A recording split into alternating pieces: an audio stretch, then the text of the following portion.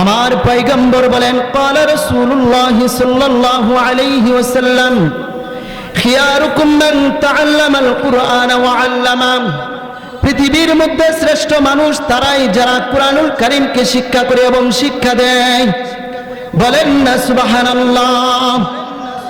আমার পয়গম্বর বিশ্বনবী বলেন মান ক্বারা হারফাম মিন কিতাবিল্লাহি ফালাহু বিহি হাসানাতুন ওয়া হাসানাতু বিআশরি আমসালিহা ওয়ালা আকুলু আলিফ লাম মিম হারফুন বাল আলিফুন হারফুন ওয়া লামুন হারফুন ওয়া মিমুন হারফুন।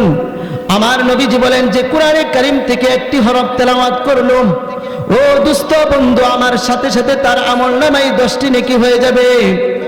আমার পয়গম্বর বলেন আলিফ লাম মিম পড়লো, আমি বলবো না এই 3টা অক্ষর মিলে একটি অক্ষর, বরং বাল আলিফুন হারফুন ওয়া লামুন হারফুন ওয়া মিমুন হারফুন। আলিফ একটি অক্ষর, মিম একটি অক্ষর, লাম একটি অক্ষর, 3 হরফ পড়ার কারণে 30টা নেকি হয়ে যাবে।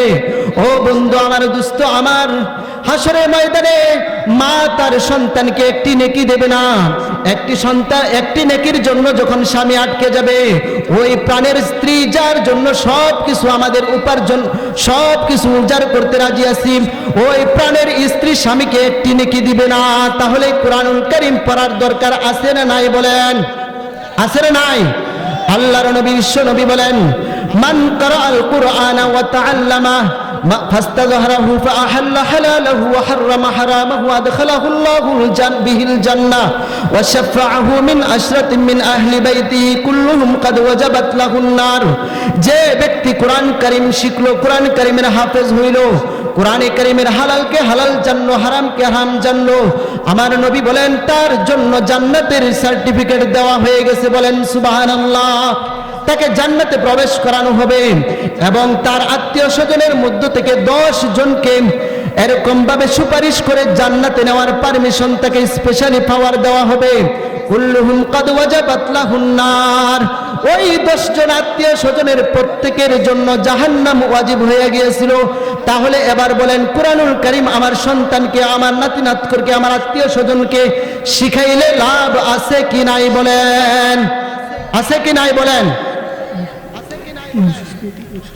আছে কি নাই? বলেন।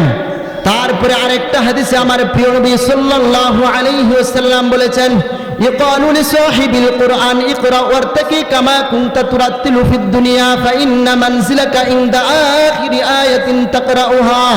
হাসরের ময়দানে কোরআনের হাফেজ, সে পুরুষ হোক নারী হোক, তাকে বলা হবে ও কোরআনের হাফেজ হাফেজা, ইকরা পড়ো পড়ো, ওয়ারতাকি এবং উপরে উঠতে থাকো, কামা কুনতা তুরাত্তিলু ফিদ দুনিয়া ফাইন্না মানজিলাকা ইনদা আখিরি আয়াতিন তাকরাউহা। তোমার বাসস্থান হবে সেখানে যেখানে তোমার কোরআনে কারীমের আয়াত তেলাওয়াত শেষ হয়ে যাবে। কোরআনের কারীমের মধ্যে 6232টা আয়াত আছে। বলেন তো একজন হাফেজে কোরআনের বাসস্থান কয় তালা উপরে হবে? একটু আওয়াজ দিয়ে বলেন কয় তালা উপরে হবে? 6232 তালা উপরে একজন কোরআনের হাফেজের বাড়ি হবে। আজকে আমরা কোরআনের হাফেজ দেখলে টিটকারি মারি, মহিলা মাদ্রাসায় ছাত্রীরা পড়লে টিটকারি মারি, জাগতিক শিক্ষায় যখন শিক্ষিত হয় তখন আমরা বাহবা দেই, স্বাগতম জানাই। ও মুসলমানের বাচ্চা, তোমাদেরকে বলতে চাই, তুমি যত বড় টাকা পয়সার মালিক হও না কেন, হাসরের ময়দানে তোমার সাথে আমার বোঝাপড়া হয়ে যাবে উলামায়ে কেরামের সাথে, এবং তোমাদের সাথে বোঝাপড়া হবে। যারা উলামায়ে কেরাম দেখলে টিটকারি মারতা, বলা হবে তোমাদেরকে আসো আসো, দেখো দেখো একজন কোরআনের হাফেজের কয়তলা বাড়ি হয়ে গেছে? 6232 তালা বাড়ির মধ্যে একজন কোরআনের হাফেজ এবং কোরআনের হাফেজা, চাই সে পুরুষ হোক মহিলা হোক, তার বাসস্থান হয়ে যাবে। একবার জুড়ে জুড়ে বলেন না সুবহানাল্লাহ। আরেকটা হাদিস আপনাদেরকে শোনাই। قال رسول الله صلى الله عليه وسلم من قرأ القرآن وتعلم وعمل به ألبس والداه يوم القيامة تاجا من نور ضوءه مثل ضوء الشمس।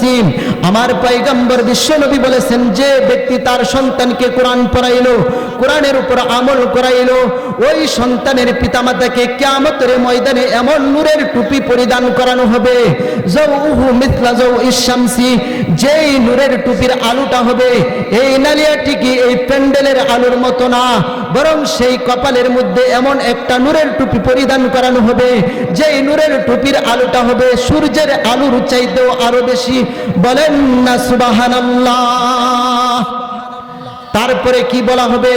ওই পিতামাতাকে ওয়ায়ুলবিসা ওয়ালিদাহু হুল্লাতাইনি, ওই কোরআনে হাফেজের পিতামাতাকে জান্নাতি এমন দুইটা পোশাক পরিধান করিয়ে দেওয়া হবে, লা ইয়াকুমু লাহুমাদ দুনিয়া, ওই পুরা গোটা দুনিয়াটা বিক্রি করলে ওই পিতামাতাকে যেই পোশাকটুকু পরানো হবে ওই পোশাকের মূল্য হবে না। বলেন না সুবহানাল্লাহ। পুরা গোটা দুনিয়া, আমেরিকা, সারা দুনিয়া বিক্রি করলেও যত ডলার আছে, স্বর্ণ মুদ্রা আছে, সব বিক্রি করলে জান্নাতের ওই পিতামাতার দুই পোশাকের মূল্য হবে না। ফায়াকুলানে বিমা কুসিনা হাদা, ওই সাধারণ পিতামাতা যারা এরকম সাধারণ মানুষ ছিল কিন্তু কষ্ট করে সন্তানকে হাফেজ বানাইছে, তার মেয়েকে হাফেজ বানাইছে, তার ছেলেকে হাফেজ বানাইছে, বলবে হাই হাই, এত সম্মান আমাদেরকে কি জন্য দেওয়া হলো, এত সম্মান আমাদেরকে কি জন্য দেওয়া হলো?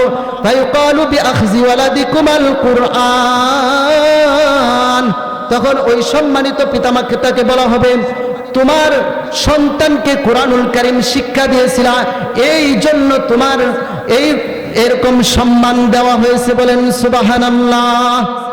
আমরা যারা এখানে আছি আমরা আমাদের সন্তানদেরকে কোরআনের হাফেজ এবং আলেম বানানোর জন্য চেষ্টা করব তো ইনশাআল্লাহ।